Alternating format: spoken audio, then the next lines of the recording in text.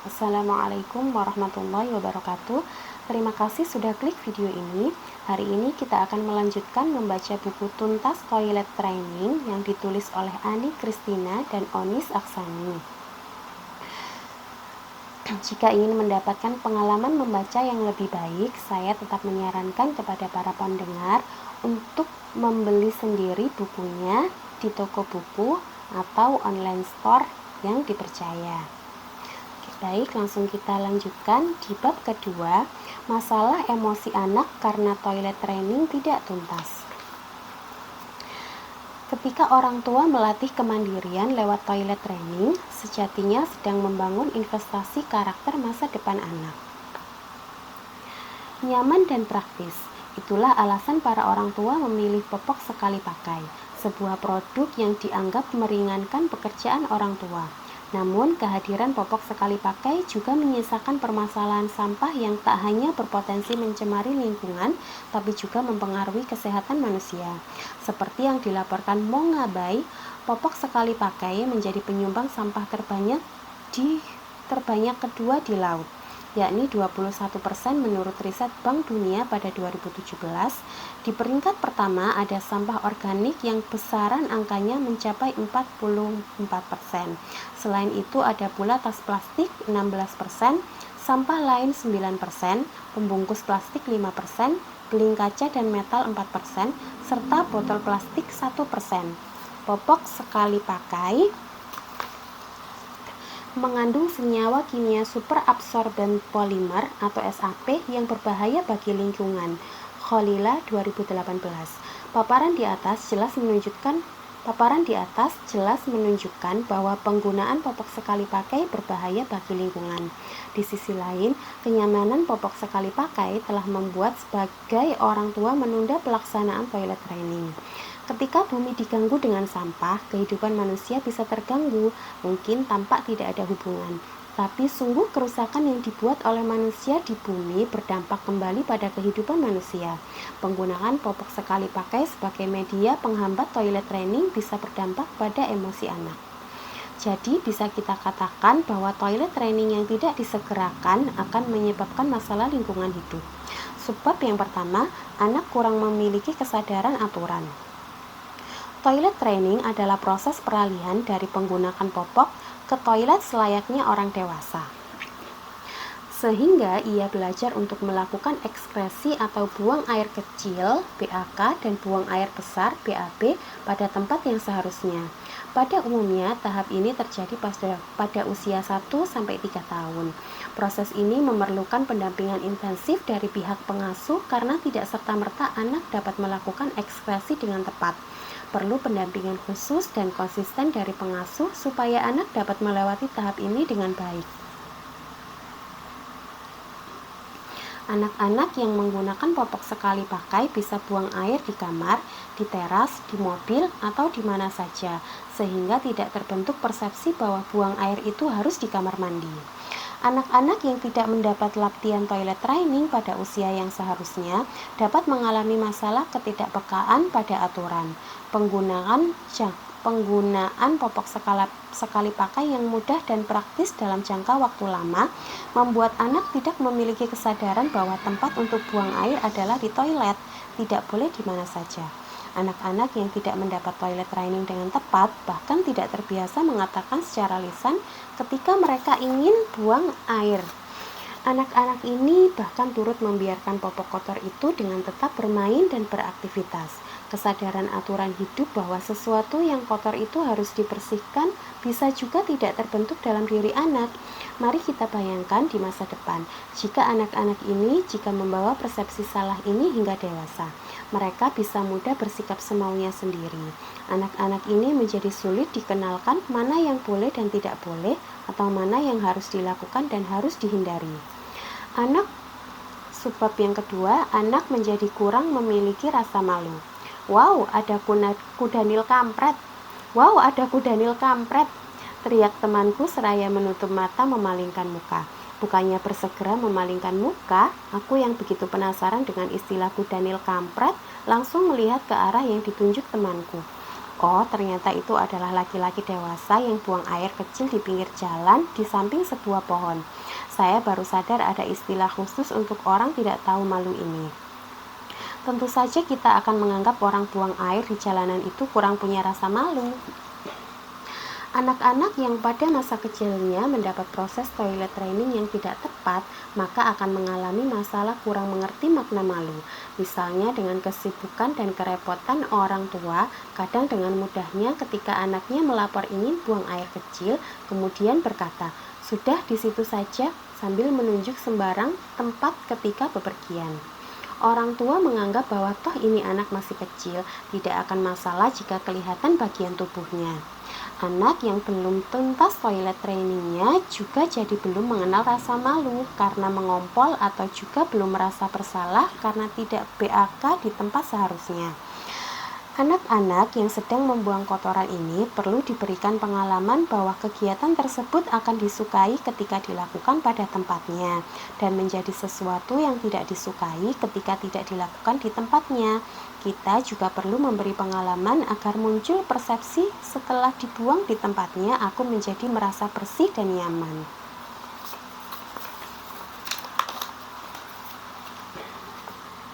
Karena dengan sikap biasa kita merespon anak ketika dia mengompol, maka anak jadi biasa saja ketika itu terjadi. Secara umum, proses ini akan menjadi pendidikan tentang cara memperhatikan kebersihan ketika buang air dan juga menumbuhkan rasa malu untuk melakukan buang air di depan umum.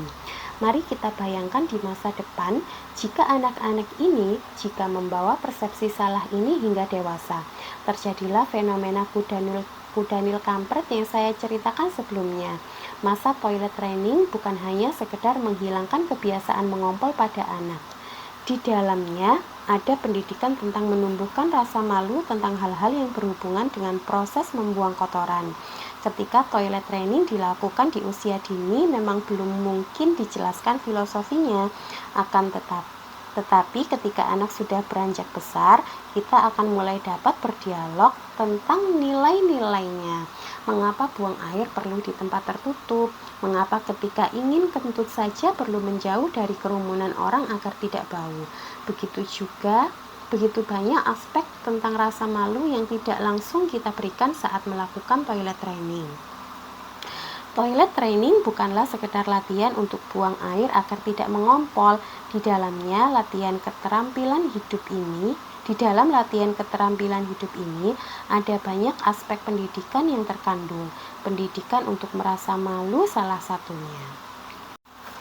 Subbab selanjutnya, anak menjadi tidak disiplin. Kebutuhan buang air adalah sesuatu yang sebenarnya rutin dan teratur waktunya. Latihan mengelola proses buang air tentunya mengandung latihan pengelolaan waktu dalam melakukannya. Di sisi lain, berbagai kendala terjadi dalam proses latihan buang air, sehingga proses mengondisikan anak untuk rutin buang air di toilet menjadi sulit dilakukan. Akhirnya, latihan pengenalan rutinitas dalam mengatur waktu buang air di toilet tidak terjadi. Salah satu masalah yang terjadi pada anak ketika melakukan toilet training adalah anak merasa takut dengan toilet, sehingga memilih untuk buang air di dalam popoknya. Sebagian orang tua tidak membiasakan untuk buang air sebelum tidur atau membangunkan anaknya pada malam hari untuk buang air, sehingga anaknya mengompol di dalam popok.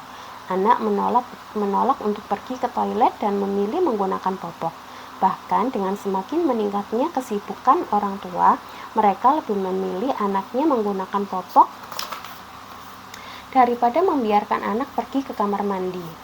Kendala-kendala semacam ini membuat pengaturan waktu untuk anak rutin pergi ke toilet menjadi tidak terjadi. Toilet training adalah bagian dari latihan mengelola tugas bagi anak. Salah satu output dari training ini adalah kemampuan mengelola waktu, kedisiplinan terhadap pelaksanaan tugas sesuai waktunya. Kondisi latihan toilet training di atas menjadikan ketuntasan dalam toilet training tidak dapat dicapai. Salah satu imbas dari ketidaktuntasan ini adalah hilangnya kesempatan anak untuk mengenal keteraturan waktu untuk pergi ke toilet.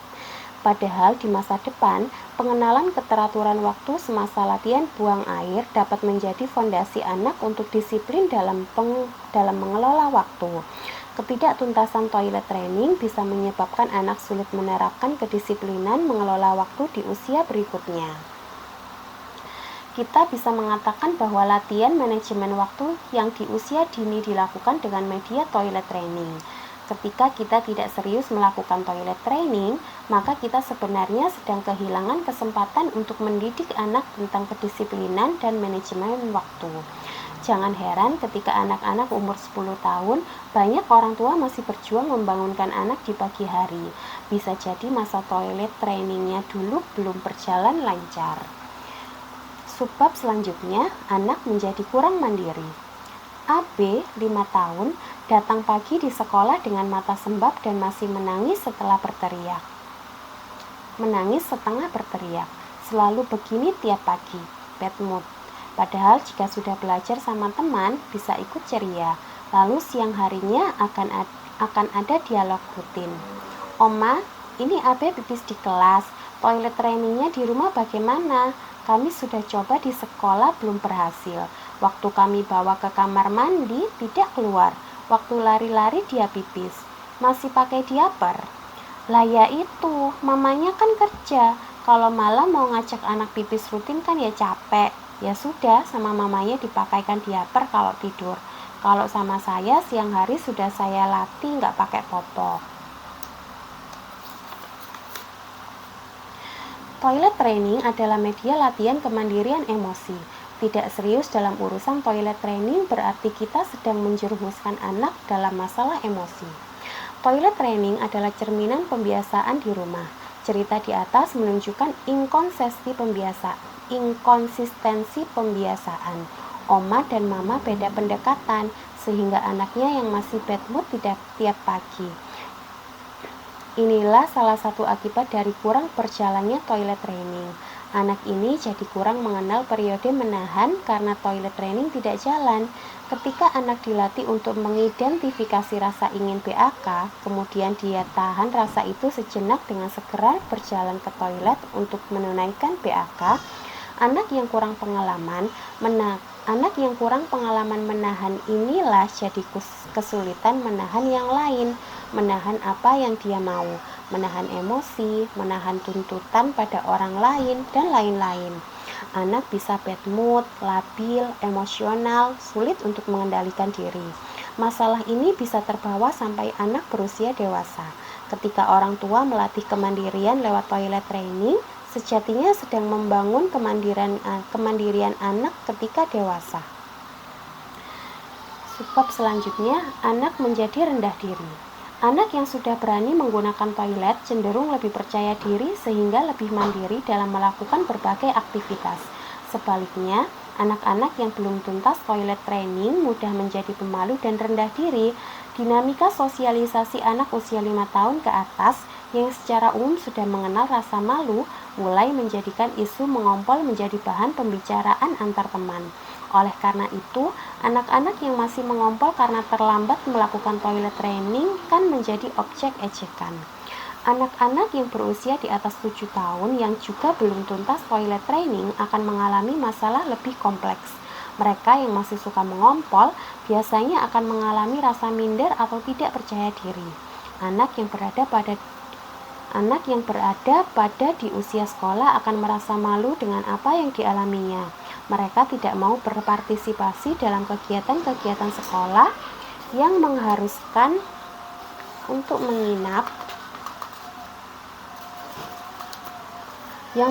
mereka untuk menginap di luar, seperti berkemah. Mereka juga akan merasa rendah diri karena ejekan yang mereka terima dari teman-temannya. Toilet training adalah bagian dari kewajaran dalam perkembangan anak. Anak-anak yang tidak mendapat toilet training pada waktunya akan mengalami masa di mana dia mengalami perbedaan sosial dengan teman-temannya, sehingga memunculkan ketidakpercayaan diri. Ketidakpercayaan diri anak bisa terbawa sampai anak berusia dewasa. Ketika orang tua melatih kemandirian lewat toilet training, sejatinya sedang membangun investasi karakter masa depan anak. Anak yang sudah berani menggunakan toilet cenderung lebih percaya diri sehingga lebih mandiri dalam melakukan berbagai aktivitas. Sekian, semoga bermanfaat.